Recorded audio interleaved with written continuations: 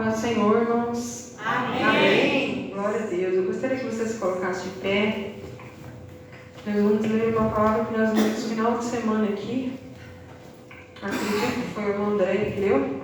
Está no livro de 2ª carta a Timóteo. Carta de Paulo a Timóteo. No capítulo 1.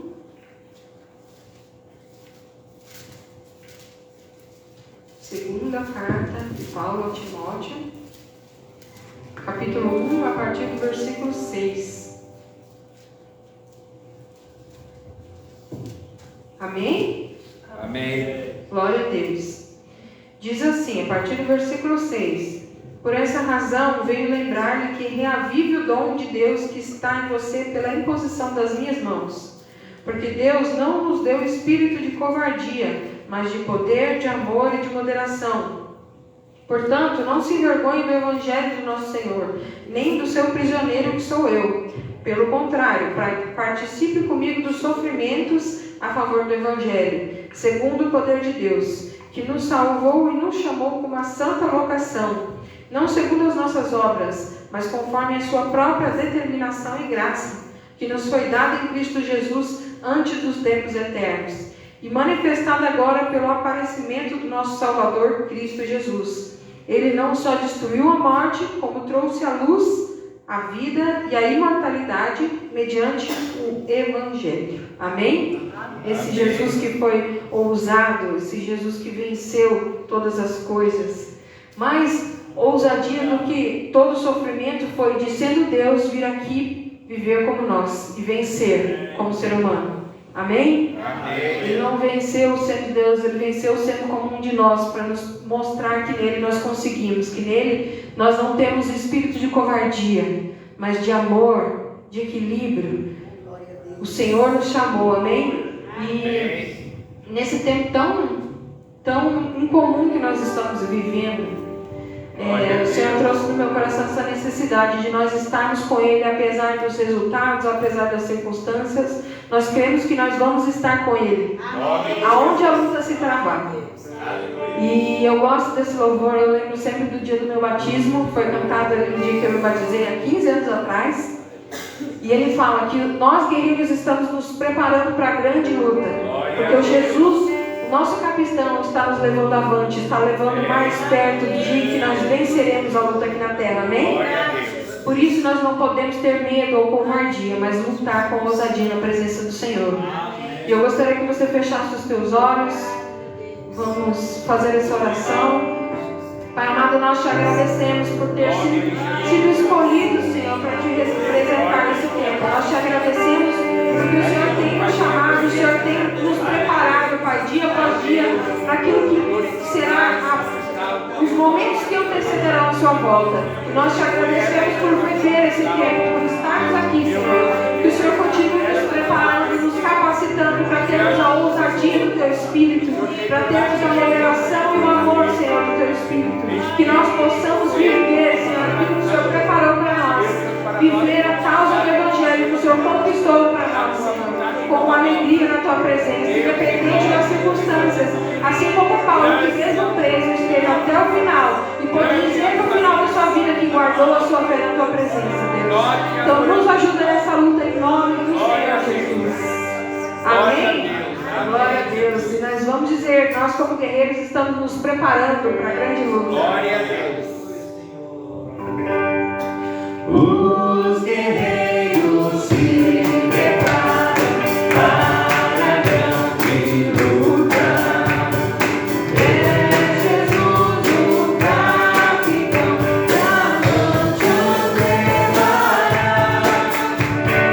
A milícia dos inimigos marcha incolúbra.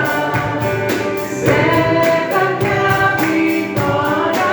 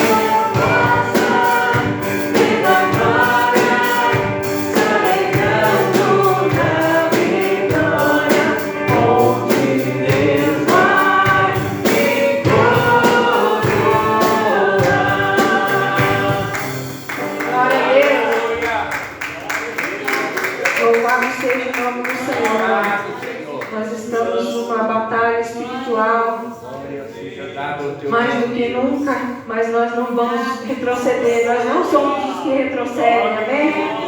Nós vamos estar na presença do Senhor, independente da circunstância, mantendo a nossa adoração, mantendo o nosso louvor diante dele, crendo que Ele é o nosso capitão, é Ele quem está nos guiando, e o que quer que nós venhamos passar, Ele sabe, e nós confiamos a Ti, Senhor, a nossa vida, nós Te adoramos e entregamos o melhor que temos essa noite em adoração. Nome do Senhor Jesus. Obrigado. Viemos te adorar e em teu louvor erguemos nossas mãos,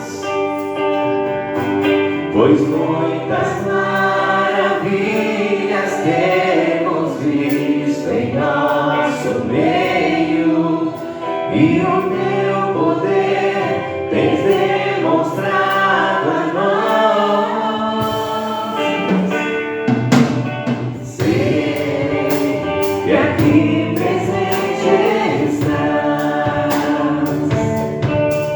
tua presença tem enchido os corações,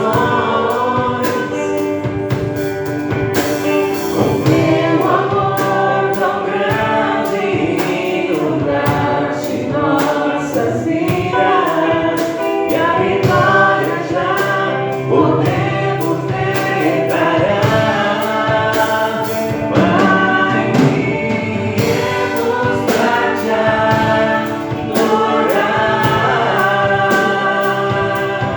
e em uma só voz teu nome engrandecer. É o teu nome que nos faz vencer. Pai, viemos pra te adorar. Pai, viemos te adorar e em teu louvor erguemos nossas mãos, pois muitas maravilhas temos visto em nosso meio e o teu poder tens demonstrado a nós. Sei que aqui presente estás, tua presença tem enchido os corações.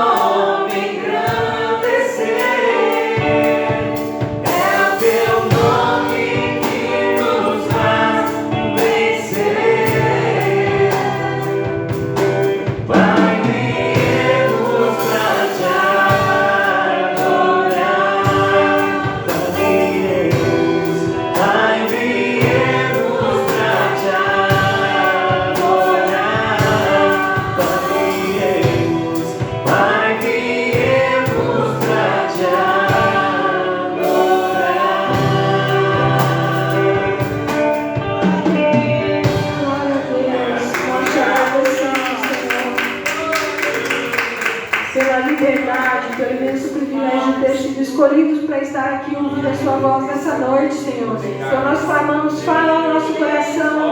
Usa, Senhor Jesus, a tua palavra para nos transformar, para nos moldar aquilo que o Senhor espera de nós, Pai. Porque aonde é o lugar onde nós queremos estar é na tua presença, ouvindo a sua voz, a sua direção para nós. Em nome de Jesus. Amém? Amém.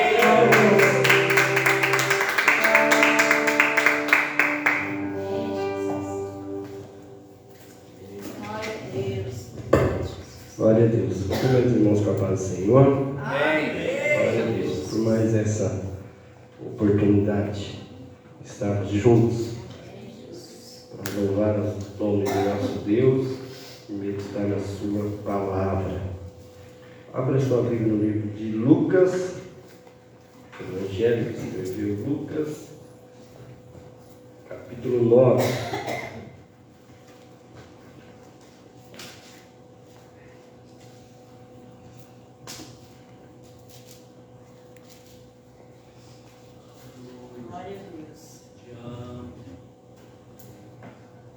Capítulo 9, versículo 27, vai dizer assim, ó: garanto a vocês que alguns que aqui se acham de modo nenhum experimentarão a morte antes de verem o reino de Deus.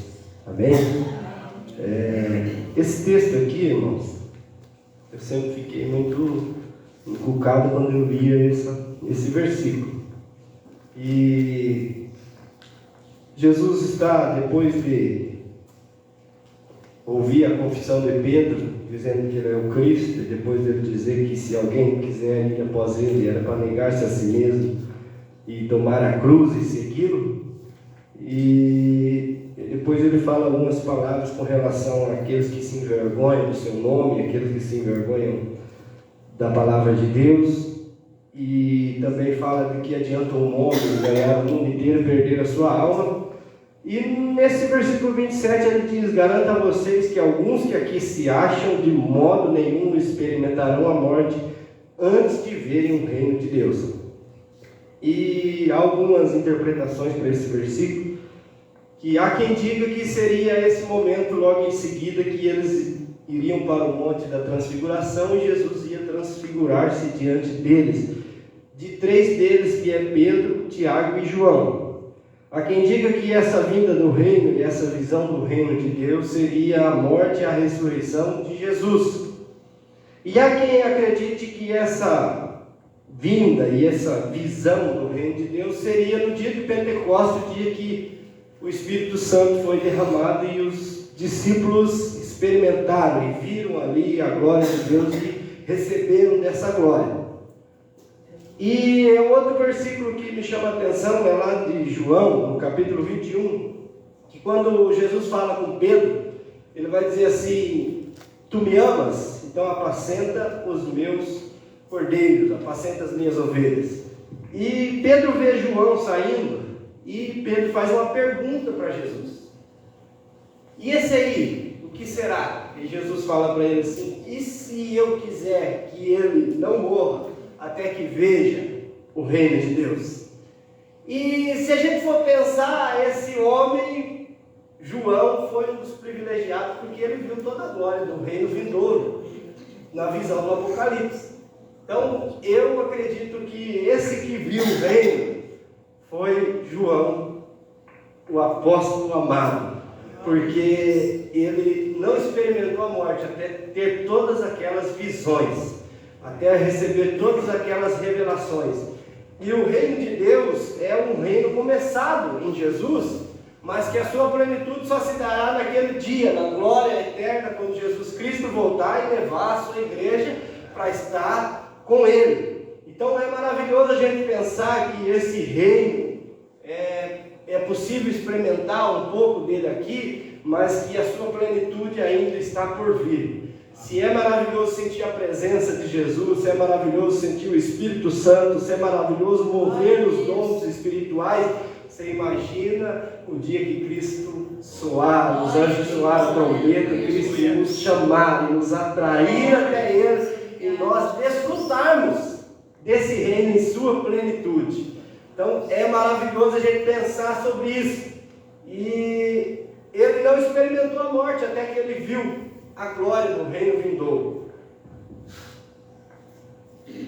E no versículo 28, vai começar o relato da transfiguração. E vai dizer assim, aproximadamente 8 dias depois de dizer essas coisas, Jesus tomou a Pedro e João e Tiago e subiu a um monte para orar.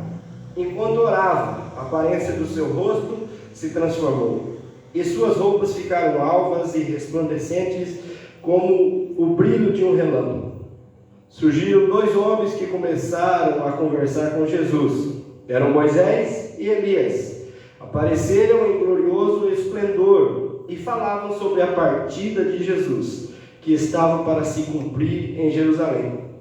Pedro e os seus companheiros estavam dominados pelo sono. Acordando subitamente, viram a glória de Jesus e os 2 homens que estavam com ele. Quando esses iam se retirando, Pedro disse a Jesus: Mestre, é bom estarmos aqui. Façamos 3 tendas, uma para ti, uma para Moisés e uma para Elias. E ele não sabia o que estava dizendo. Enquanto ele estava falando, uma nuvem apareceu e os envolveu, e eles ficaram com medo. Ao entrarem na nuvem, dela saiu uma voz que dizia: Este é meu filho, o escolhido, ouçam-o. Tendo-se ouvido a voz, Jesus ficou só. Os discípulos guardaram isso somente para si. Naqueles dias não contaram a ninguém o que tinham visto. Essa passagem é uma palavra muito linda, né? Irmãos, se a gente for olhar o contexto, a gente vai ver que Jesus estava conversando com seus discípulos, Jesus estava ensinando os seus discípulos, e 8 dias depois dessa conversa com Jesus difícil, porque nessa conversa Jesus fala de negação, Jesus fala de morte e de crucificação, Jesus fala de ressurreição, mas Jesus fala de separação, Jesus fala de afastamento, Jesus fala de deixar discípulos sozinhos. Jesus está falando de uma situação que aperta o coração dos seus discípulos. E Lucas, quando vai narrar, ele fala aproximadamente 8 dias depois. Ele não sabe quantos dias, porque Lucas foi alguém que pesquisou, que entrevistou pessoas. Para quê? Para escrever esse livro que hoje nós temos em mãos e podemos estudar e aprender com ele. Mas aproximadamente 8 dias depois, Jesus pega os seus discípulos, os mais chegados, os que estavam mais próximos, que é Pedro, e Tiago e João, e sobe no monte. E ele vai nesse monte, e ele foi no monte. Lucas, entre os 3 evangelistas que escreveram esse relato da transfiguração, é o único que fala que Jesus subiu no monte para orar. E os discípulos foram com ele. Jesus subiu para orar, os discípulos foram para dormir. Jesus subiu para falar com o Pai, os discípulos estavam dormindo. E quando a gente pensa nesse momento, nesse relacionamento de Jesus com o Pai, Jesus vai, e você vai ver ao longo da história do Evangelho, você vai ver sempre Jesus orando. Jesus sempre está falando com o Pai, Jesus sempre está dialogando. Jesus, a oração é o pulmão, é a respiração, é o que faz Jesus se mover, é o seu relacionamento com o Pai. E assim tem que ser a nossa vida. O nosso relacionamento com Deus tem que ter uma força muito grande que vem da oração. E às vezes a gente fica pensando que a oração, irmãos, é um negócio que a gente faz pouco, sabia que deveria fazer mais e muitas vezes não consegue fazer. Não é verdade? Orar, a gente sempre pensa assim, eu tenho que fazer mais. Mas a gente sabe que faz pouco e a gente tenta e nunca consegue fazer mais. E a gente a nossa vida de oração, ela sempre vai ser insuficiente. Porque sempre há mais de Deus e há mais para buscar em Deus. Por isso que Jesus, irmãos, nos demonstra nessa passagem aqui e em outras, que o relacionamento de uma pessoa com Deus só é forte, só é subsistente, só aguenta as dificuldades do vale quando a gente passa tempo no monte falando com Deus.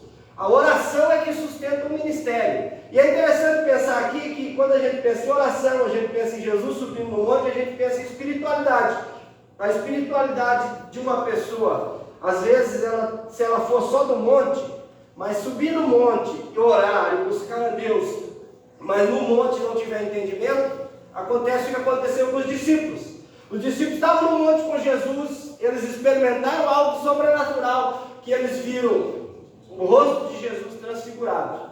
O rosto dele brilhava como um relâmpago. Mateus vai dizer que brilhava como o sol. As suas vestes eram resplandecentes. Jesus ficou com um clarão só. Eles viram a representação da lei e a representação dos profetas, Moisés e Elias falando com Jesus. Eles viram e ouviram uma voz da nuvem que falou: este é meu filho amado, a ele ouvi.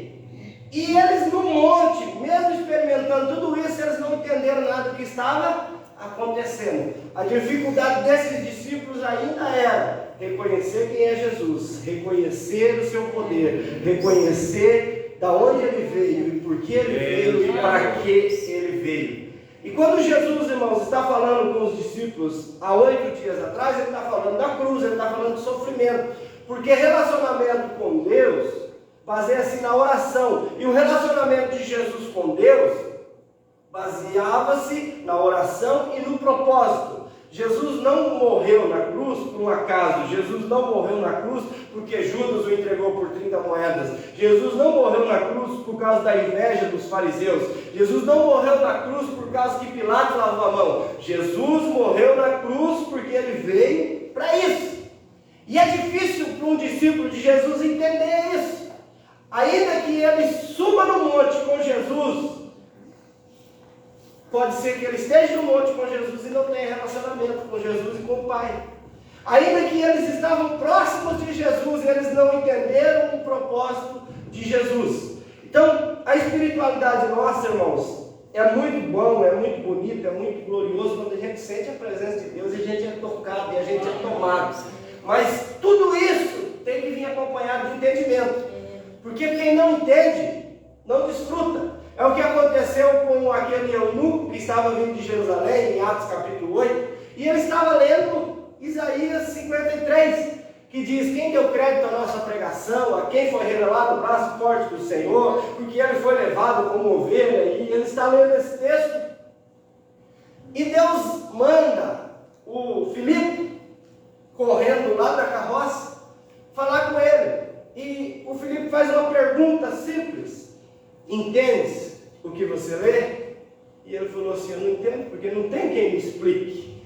Aí ele falou assim: o profeta está falando dele ou está falando de outro? Aí o Filipe aproveita a oportunidade e começa a falar tudo aquilo que estava escrito, e tudo aquilo falava sobre Jesus. E é interessante nós pensarmos que quando aparece ali Moisés e aparece Elias, essa representação da lei e a representação dos profetas, quando ele vem, irmãos, era para abrir o entendimento dos 3 discípulos que estavam com Jesus. E essa abertura da visão deles e da mente deles apontava o quê? Como nós temos que ler a palavra hoje. Quando você lê Moisés, que é os 5 primeiros livros da Bíblia, quando você lê os profetas, todos eles apontam para alguém. Aponta para Jesus. E quando o eunuco está lendo e não entende, o Filipe vem e fala assim: não, tudo isso está escrito sobre Jesus. E ele vai contar a história do que aconteceu com Jesus e o que Jesus fez. A mesma coisa é o que Jesus faz no caminho de Emaús, com aqueles 12 discípulos decepcionados que estão indo embora. Estão tristes, estão amargurados, porque Jesus morreu. Aí Jesus aparece para eles e começa a expor para eles a Escritura. E quando eles entendem, eles pegam e fazem o quê? Voltam, porque entenderam. O eunuco, quando ele entende, ele fala assim: ali tem água, o que me impede de ser batizado? Porque, irmãos, depois que ele entendeu, ele desfrutou. Assim, os discípulos no caminho de Emaús, quando ele entendeu, quando os olhos foram abertos, eles passaram a desfrutar. Vamos voltar porque ele mandou nós ficar lá. Então, a gente precisa entender para desfrutar. Mas na maioria das vezes a gente quer desfrutar sem entendimento. Os discípulos estão no monte, eles estão experimentando algo sobrenatural, mas não experimentam da forma que precisa experimentar, que é com entendimento. Eles estão ali, dormem. Jesus está falando com o Pai. O Pai providencia algo glorioso naquele monte, naquele dia. Você já parou para pensar que eles perderam a melhor parte? Porque eles estavam dormindo. Eles não só não entenderam depois porque acordou subitamente, mas eles perderam a oportunidade de desfrutar dessa conversa. Você já parou para pensar que Pedro, quando prega no dia de Pentecostes, ele traz uma mensagem que decorre sobre a história e ele vai falar no final e as pessoas vão aceitar Jesus. Mas você pensa o quanto de substância, quanto de mensagem Pedro não extrairia naquele dia no Monte da Transfiguração. Você já parou para pensar o quanto tempo nós perdemos na vida? O quanto tempo que nós já perdemos na vida porque não desfrutamos de cultos, não desfrutamos de oportunidades, não aproveitamos as oportunidades de ouvir a palavra, de ler a palavra, de buscar da palavra e de buscar entendimento da palavra de Deus? Quanta coisa boa que a gente tem ao nosso alcance. Tem dia que eu estou lá em casa e eu olho para todas aquelas bíblias lá de estudo e todos aqueles livros, fico pensando, meu Deus, como a gente desfruta pouco disso. Aí você pega alguma coisa e começa a ler e aquilo é maravilhoso, mas logo vem uma distração e te tira o foco daquilo. Parece que assim, você tem vontade, você quer, mas logo você perde. Parece que o inimigo batalha para que a gente não aproveite as oportunidades. O inimigo luta para que a gente não desenvolva e não entenda melhor as coisas. Você já parou para pensar que orar é difícil orar, mas quando você começa, é bom ou não é? É gostoso. No final de uma oração, no momento de oração, você sente a presença de Deus, você chora na presença dele, você se arrepende na presença dele, você se abre diante dele, você fala das tuas mazelas, dos teus pecados, você fala das tuas decepções, você fala das tuas angústias, das tuas tristezas. Depois que você faz isso, você se sente bem. Mas a dificuldade é você fazer isso de novo, e querer de novo. Então, os discípulos andavam com Jesus, conheciam Jesus, mas não entendiam o propósito de Jesus e não entendiam o propósito do Pai. Assim, irmãos, tem muita gente dentro de igrejas que não conhece Jesus, que fala de um Jesus, mas não conhece Jesus de fato, de verdade. Não tem relacionamento com Deus. E é triste a gente pensar que muitas vezes nós fazemos parte desse povo que não tem um relacionamento puro, fiel e verdadeiro com Deus. A gente fica pensando nesse tempo de política, nesse tempo de tanta coisa. Quantas pessoas ainda não entenderam o Cristo, não entenderam o Senhor, não entenderam o Salvador, não entenderam o propósito, não entenderam o amor de Deus, não entendeu praticamente nada do que o Cristo ensinou, do que o Cristo veio trazer, do que é a palavra de Deus, do que a palavra de Deus ensina. E às vezes as pessoas estão perdidas. E às vezes a gente fica pensando, meu Deus, né, uma pessoa dessa vai direto para o inferno, fazer isso e pensar isso. Mas às vezes, irmãos, nós temos muita culpa porque às vezes não ensinamos. A igreja em si é Pedro, Tiago e João, é aqueles que estão começando para começar a igreja dali a algum tempo. E eles estão sendo um monte junto com Jesus e não entenderam nada. Por que eles não entenderam, irmãos? Porque quando eles acordam subitamente, assustados, eles olham assim e falam assim, não deixe que eles vá, vamos ficar aqui. Vamos fazer uma tenda, uma para ti, uma para Moisés e outra para Elias. Não entendeu quem era Jesus. Precisou a voz falar da nuvem quem era Jesus. Precisou uma voz audível expressar. Precisou o pai falar assim, ó, este é o meu filho. Aqueles lá são representações, aqueles lá apontam para ele e vocês não estão entendendo. Então estar no monte, a nossa espiritualidade do monte, irmãos, precisa ser a espiritualidade do entendimento. E o monte é o que? A casa de Deus. Nós precisamos vir aqui para buscar entendimento, para abrir a nossa mente, para que o nosso coração venha se encher da palavra e da presença de Jesus. Porque muitas das vezes as pessoas entram numa igreja e elas recebem um milagre, e esse milagre gera um êxtase na vida delas, uma alegria momentânea, mas elas não entenderam e elas saem pelaquela porta ou pela porta de qualquer templo que seja, praticando as mesmas coisas e não entendendo quem é o Cristo. Porque Jesus, irmãos, é alguém que faz milagre, mas Jesus não é curandeiro. Jesus é alguém que liberta, mas Jesus não é exorcista. Jesus é alguém que nos abençoa, mas Ele não é banco. Jesus é alguém que nos sustenta, mas não é supermercado. Jesus é alguém que cuida de nós, mas Ele não é segurança. Está entendendo? Jesus é tudo para nós.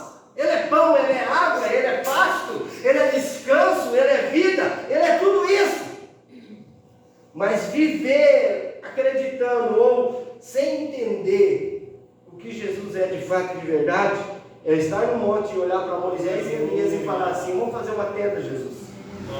Porque Jesus não é homem, irmãos. Ele não é homem, Ele é Deus.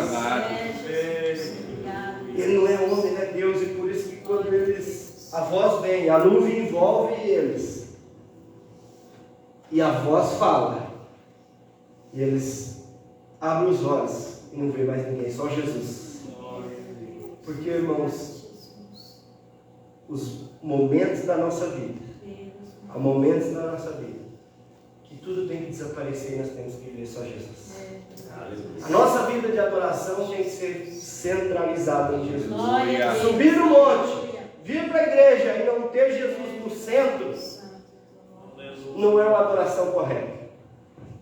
Um culto, irmão, só é culto quando Jesus é cultuado, quando Ele é adorado, quando Ele é o mais lembrado, quando Ele é alguém almejado, quando Ele é que você quer, é a presença dele que você quer. Subir no monte por causa de Moisés e Elias está errado.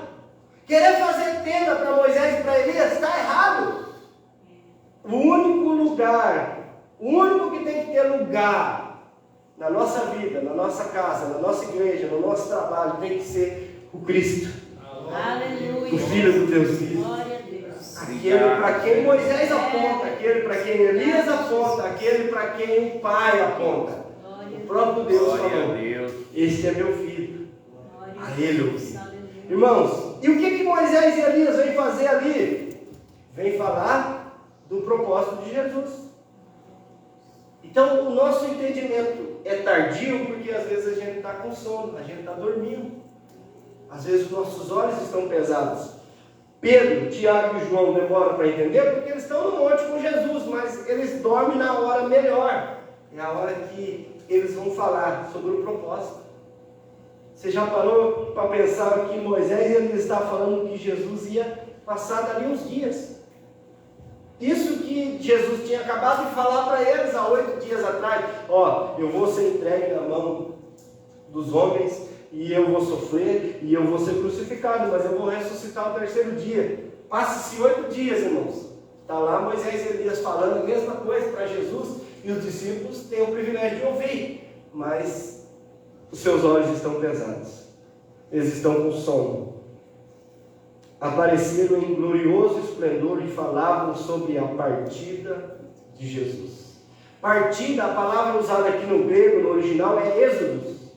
É a mesma palavra do livro do Êxodo, que Moisés fez com o povo, a saída, a libertação.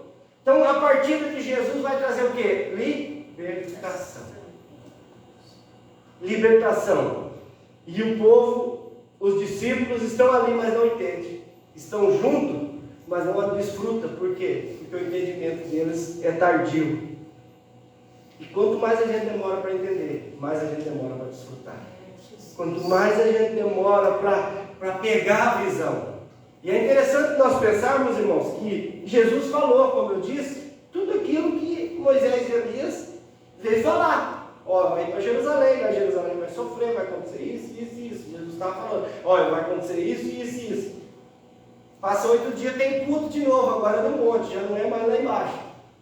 Tem culto, e o culto fala a mesma mensagem. Você sabe por que às vezes a gente está apanhando meio direto? Porque a gente demora para entender. Você sabe por que às vezes a palavra volta lá atrás, aonde nós poderíamos estar desfrutando de algo glorioso, a gente está tendo que apanhar, porque a gente está sendo reincidente, como o pastor Marcos lembrou aqui, nos mesmos erros, nos mesmos pecados, a gente tem que voltar para trás. Ao invés da gente ir para frente, a gente volta para trás. E daí passa-se 8 dias. Tem que repetir a mesma coisa. Passa-se um tempo. O versículo é outro. O pregador é outro. Mas a palavra é a mesma. Bendito Deus. Foi Jesus que disse, agora veio Moisés e Elias e falou. Mas a mensagem é a mesma. A mensagem é o quê? Jesus veio por causa da cruz. Jesus veio para a cruz. Jesus falou assim, se alguém quer vir após mim, negue-se a si mesmo, tome a sua cruz. Então o Evangelho, irmãos, tem a ver com cruz. Sem cruz. E é interessante nós pensarmos que o inimigo sempre lutou contra a cruz. Quando Jesus nasceu, ele tinha 2 anos, Herodes queria matar Jesus. Para quê? Para evitar de ele chegar na cruz. Passou-se um tempo, Satanás tentou evitar dele ir para a cruz. Prometeu todos os reinos do mundo. Passou-se mais um tempo, Satanás usou uma multidão para poder tentar fazer dele um rei. Se ele se torna rei, a cruz já está fora de cogitação. Passou-se mais um tempo em um diálogo com seus discípulos, Pedro vem e tenta afastar ele da cruz. Tudo o diabo usando para que Jesus não chegue à cruz.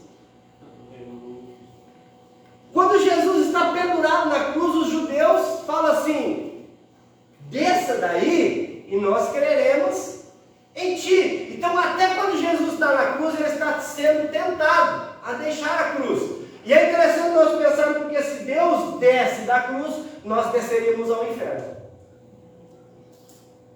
Se Deus desce da cruz naquele momento, se ele faz alguma coisa, se ele clama ao Pai, se ele gera alguma coisa ali, desce da cruz, sai vivo da cruz, nós desceríamos ao inferno. Então a cruz, irmãos, é o centro do Evangelho. O Jesus, o Cristo crucificado, é o centro do Evangelho. É isso que nós precisamos entender. A aparente derrota se transformou em vitória. Aleluia. Por isso que nele é que nós somos mais que vencedores. Nós não somos vencedores por nós. É isso que é difícil entender. Porque quando Pedro, Tiago e João olham para Moisés e Elias, ele pensa assim: homens vencedores. Mas quando eles olham para Jesus, ele não vê o mesmo vigor e a mesma força. Ele compara os três. Mas é interessante pensar assim, vamos fazer uma tenda. Uma para Moisés, uma para Elias e uma para o Senhor. Porque o Senhor está aqui, né? Vamos ter que fazer alguma coisa, mas Moisés e Elias têm um grau de importância maior. Você já parou para pensar que o entendimento deles era totalmente comprometido? Por quê, irmãos? Por causa daquilo que a Amanda pregou um dia aqui, por causa da familiaridade. Se acostuma com Jesus, se acostumou com aquele Jesus que andava com os pés sujos. Agora eles, pela primeira vez, eles estão vendo uma glória diferente em Jesus. O Jesus do pé empoeirado, o Jesus cansado, o Jesus com fome, o Jesus com sede, eles viam todo dia. Mas agora eles veem algo diferente em Jesus. Jesus está transfigurado, mas ainda assim, para eles Jesus parece com Moisés e com Elias. Porque eles vieram também em um esplendor, mas a voz não deixa confundir. Por isso nós precisamos continuar seguindo a nuvem de glória. E essa nuvem de glória que Moisés seguiu no deserto com o povo de Israel. Essa nuvem de glória, irmãos, não é uma nuvem escura, é uma nuvem que traz luz, que traz clareza. É interessante que a nuvem envolveu eles. E a nuvem envolveu para quê? Para tirar o mal entendido. Porque quando a nuvem desaparece, quando a voz fala, a nuvem desaparece, também desaparece Moisés e Elias. Então é o seguinte, vocês estão super valorizando uma coisa. Quem vocês têm que valorizar é aquele que fica. É o Cristo. É Ele, o único que está vivo. Glória a Deus. E nós lemos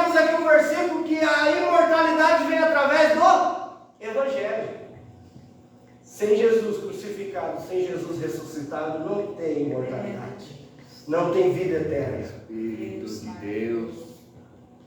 Então, quando a nuvem fala, quando o Pai fala na nuvem,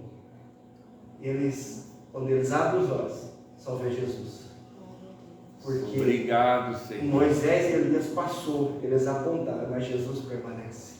Aleluia. É só Jesus que permanece em nós. A Ele toda a honra, toda a glória, todo o louvor e toda a adoração. Então eles subiram no monte. A espiritualidade do monte, irmãos, só faz sentido se nós descermos do monte entendendo quem Jesus é. A espiritualidade do culto só é a espiritualidade verdadeira se nós sairmos daqui com o coração cheio de Jesus e sabendo quem Ele é, o único digno de adoração e de louvor. É só Ele que merece toda a honra, toda a glória, todo o louvor. E é interessante nós pensarmos que Paulo, no final das suas cartas, sempre está dizendo isso, está apontando para alguém único. Porque dele, por ele, para ele, são todas as coisas. Vai dizer para Timóteo, o único que é imortal.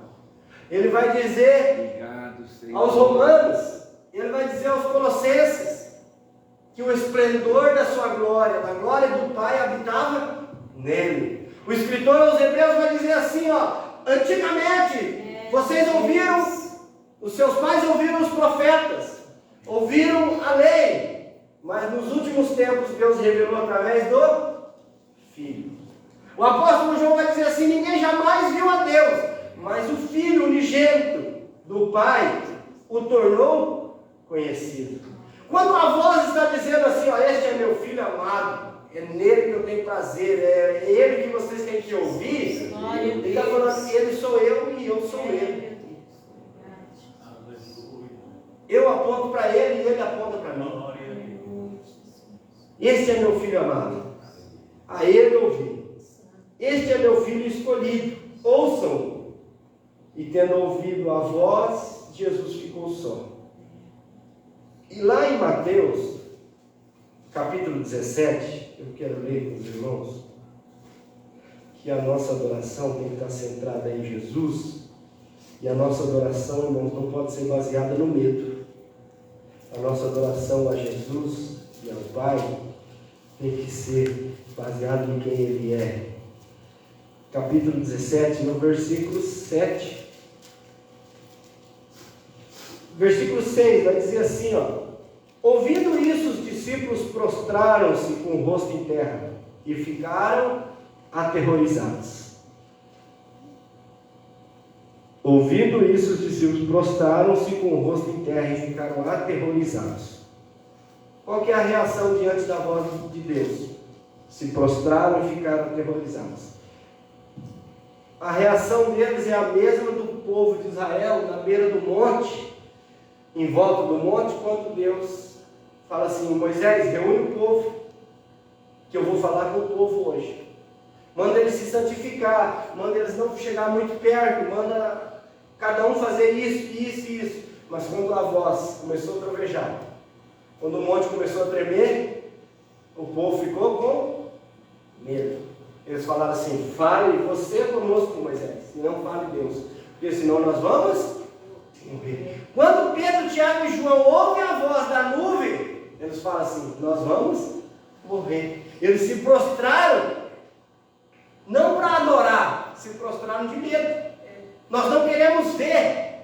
E é diferente daquele que apareceu ali com Jesus, que é o Moisés, que ele queria ver a glória de Deus. A oração dele é a seguinte, mostra-me a tua glória.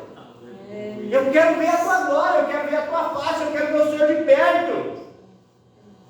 Mas os discípulos se prostraram com o rosto em terra e ficaram aterrorizados. Estão com medo. Não posso nem olhar. Irmãos, nosso relacionamento com Deus não pode ser baseado no medo. Tem que ser baseado na intimidade, no querer mais dele. Quando Jesus sobe no monte, ele sobe para falar com o Pai. A nossa espiritualidade só é uma espiritualidade sadia, forte e resistente quando nós passamos tempo orando. Porque nesse monte só experimentou de fato algo sobrenatural. Não ficou só assistindo, foi Jesus, porque era o único que estava orando. Quem dorme não experimenta. Só vai ver, mas não vai experimentar. Você já parou para pensar? Você já foi num culto em que o poder de Deus desceu e você parece que aquele dia você não estava bem, que você não sentiu nada? Parece que todo mundo estava bem espiritual aquele dia. Você estava uma bagaceira e você fica pensando, meu Deus, Deus não queria me tocar hoje. Às vezes você estava igual aos discípulos. A voz falou, mas você ficou aterrorizado. Você se prostrou, escondeu a cara, falou, eu não quero nem ver. Porque se eu ver, eu vou morrer. E a espiritualidade nossa, às vezes, é baseada no medo. Por quê? Porque nós somos pecadores. Mas a falta de entendimento que nós somos pecadores e que nós dependemos da graça de Deus é que faz a gente ter medo de Deus. Foi o que aconteceu com Adão. Deus veio no jardim, o Adão faz o quê? Se esconde. Por quê? Porque teve medo, porque o pecado faz a gente sentir medo de Deus. E o medo nos cansa e nos traz fadiga. Aí cansado a gente fica com os olhos pesados. Com os olhos pesados a gente não desfruta, a gente não ora, a gente não aproveita a oportunidade. Versículo 7 vai dizer assim: mas Jesus se aproximou, tocou neles e disse: levantem-se, não tenham medo. Glória a Deus. E erguendo eles os olhos, não viram mais ninguém a não ser Jesus. Obrigado, Senhor. Nós precisamos perder o medo. O nosso relacionamento com Jesus não pode estar baseado no medo. E é interessante nós pensarmos, irmãos, que na maioria das vezes a gente ora porque tem medo. As pessoas hoje estão falando muito com Deus porque estão com medo. A gente que não falava de igreja, de oração, que ia na igreja uma vez por mês, e hoje fala de igreja e fala de oração, porque tem medo. Mas o nosso relacionamento com Deus tem que estar baseado no que Ele é e no que Ele fez por nós. Glória a Ele Deus. enviar seu filho para morrer na cruz. A cruz na vida de Jesus era inevitável. E na vida do discípulo também. Se alguém quiser vir após mim, negue-se a si mesmo. Tome a sua cruz e siga. Glória ao nome do Senhor. Coloque-se de pé. Quando você abrir os olhos, às vezes você não vai ver mais ninguém, só Jesus.